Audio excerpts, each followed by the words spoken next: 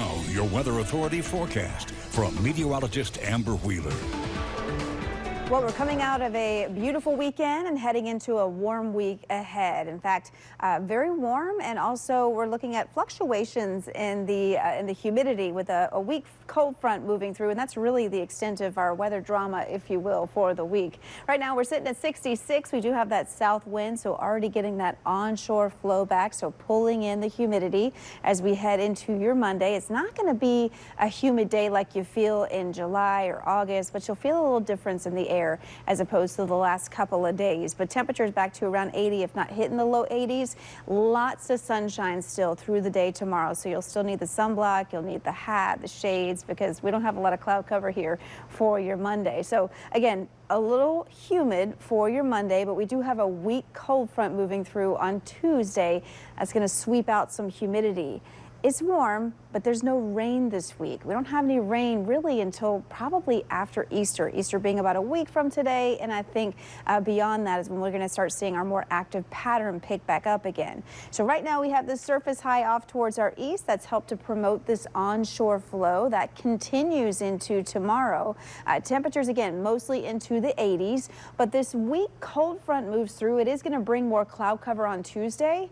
It's not going to cool us down, but it is going to bring some drier air as we head into Wednesday. But notice the surface winds already through the day are going to start to move and become more southerly. That's going to bring that humidity back on Thursday and into Friday. Now, your upper atmospheric pattern to go along with that, we've got this ridge of high pressure promoting that warmth. You can see this very quick dip of this weak cold front moving through on Tuesday, but this ridge really builds back in as we head towards the end of the week and into next weekend. So we're talking very warm conditions, very humid conditions, and all of our active weather is going to be to the north here where this trough digs into the lower plains. So this is where we're going to see the severe weather this week, and that's where the rain is going to be. Notice this ridge of high pressure really keeping us dry this week and into the next weekend, but we are going to be humid and we could be breezy at times. So the winds over the next 5 days really telling a story here. You can see tomorrow we've got a south wind, kind of gusty